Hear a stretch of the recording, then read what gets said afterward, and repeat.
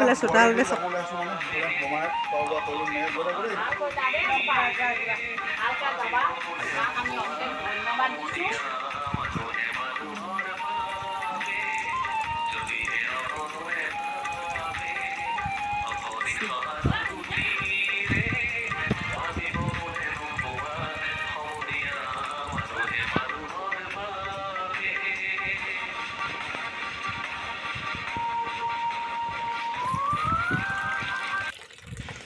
নমস্কাৰ সকলোলৈকে। এয়া চাওকচোন, মই এতিয়া নাৱত বহি আছোঁ, কিন্তু মই ভিডিঅ' কৰি থকাৰ কাৰণে মোক নিজকে মানে কেনেকৈ নাৱত দেখাবলৈ পৰা নাই। আৰু এয়া চাওকচোন, মই নাৱত উঠি গৈ আছোঁ। এয়া আমাৰ বৰজনা হয়, তেওঁ মোক মানে পদূলিৰ পৰা লৈ গৈছেহি। এয়া ভিতৰত মানে পানী গোটেই একদম এইটো পদূলিমুখ হয়, এনেকুৱা পৰিস্থিতি হৈছে। তথাপি বোলো এপাক আমি গৈ আহোঁ বুলি এয়া আহিলোঁ। এয়া চাওকচোন কি অৱস্থা হৈছে। এয়া চাওক, এইখন হৈছে দিচাং নদী, একদম ফেনে ফুটুকাৰে বাঢ়ি আছে। আৰু কি ক'ব, প্ৰকৃতিৰ নিয়ম। সৌফালে একদম যেতিয়া সেই ঘৰ সিটো ছাইড যে আছে, সেই ছাইডে আমাৰ সেইডোখৰলৈকে নৈ নাছিলেই, সিটো ছাইডেহে আছিলে। কিন্তু এইফালে খহাই খহাই আনি আমাৰ এইটো চাওক, এইটো আছিলে আমাৰ পুৰণা ঘৰ আছিলে। সকলোবোৰ এতিয়া বেলেগ বেলেগ ঠাইলৈ যাবলগীয়া হৈছে। গোটেই মানে নৈয়ে খহাই খহাই আনি এইটো অৱস্থা কৰিলে। এইফালে একদম দিচাং নৈ, আৰু এই পুৰণা ভেটিটোত এইফালে কঠীয়া পাৰিছে। এইকেইডাল কঠীয়া আছে, কিন্তু বেলেগৰ কঠীয়া সকলোবোৰ মৰিলে। কাৰণ এইটো পুৰণা ভেটিত পৰা কাৰণে মানে অকণমান এয়া ভেটিটো বোৱা নাই কাৰণে কঠীয়াখিনিত আছে। কিন্তু যদি পানী বাঢ়ে এইখিনিও বুৰি হয়তো শেষ হৈ যাব, এনেকুৱা অৱস্থা হৈছে। এইটো আমাৰ ভঁৰাল আছিলে, বহুত ডাঙৰ ভঁৰাল আছিলে।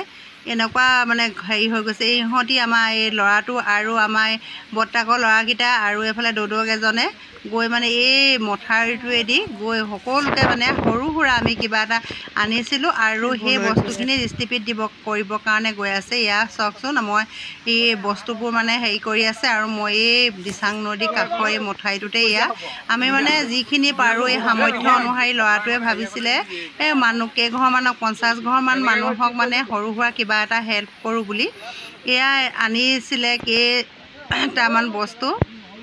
এইখিনি এতিয়া ইহঁতি ভগাই এয়া চব হেৰি কৰি আছে। কাৰণ ইয়াত আছে মানে ম'হৰ ধূপৰ পেকেট, মমৰ পেকেট, যিহেতু কাৰেণ্টটো কাটি থৈছে, আৰু এইফালে আলু, দাইল, মিঠাতেল অকণমান, এনেকৈ মানে যিমানখিনি সামৰ্থ্য পাৰে তেনেকৈ মানে আনিছিলে। এইখিনিকে হেৰি কৰি মানুহক বিলাইছে, আৰু মই ইয়াৰ লগতে আহিলোঁ।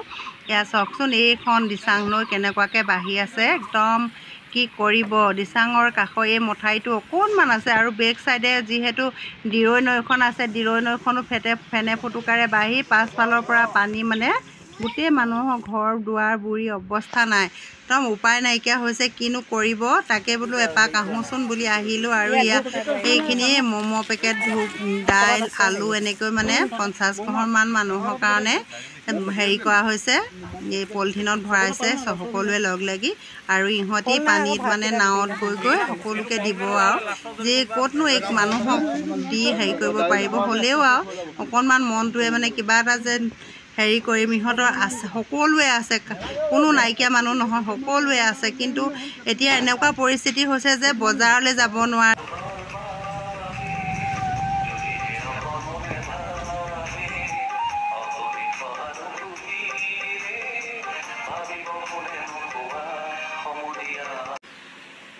এয়া চাওকচোন, এয়া চাওক, স্কুলখন হয় হাইপুৰা ঘাটৰ স্কুলখন। ইয়াত বহুত ল'ৰা ছোৱালী ভাল ৰিজাল্ট কৰে, কিন্তু এতিয়া চাওকচোন এই অৱস্থাটো একদম মানে দেখিবলৈ মানে কিবা লগা হৈ আছে। এয়া চাওকচোন, চব স্কুল কলেজ সকলোবোৰ বুৰি আছে। ইমানেই দুখজনক অৱস্থা হৈছে, কি কৰিব, উপায় নাই। প্ৰকৃতিয়ে কি এইখন মানে তাণ্ডৱ লীলা চলায়, কেতিয়া কি হয় কোনো ক'ব নোৱাৰে। এনেকুৱা নিচিনা পৰিস্থিতি হৈছে। স্কুল যদি এতিয়া বন্ধ নহ'লহেঁতেন, গৰম বন্ধ নোহোৱাহেঁতেনো এনেকুৱা অৱস্থা হ'লহেঁতেন। এয়া চাওকচোন, এতিয়া এই যদি দলংখন ব্যৱস্থা নাথাকিলেহেঁতেন, আমিও হয়তো এইকণো মানে সুবিধা নাপালোঁহেঁতেন আহিবৰ কাৰণে।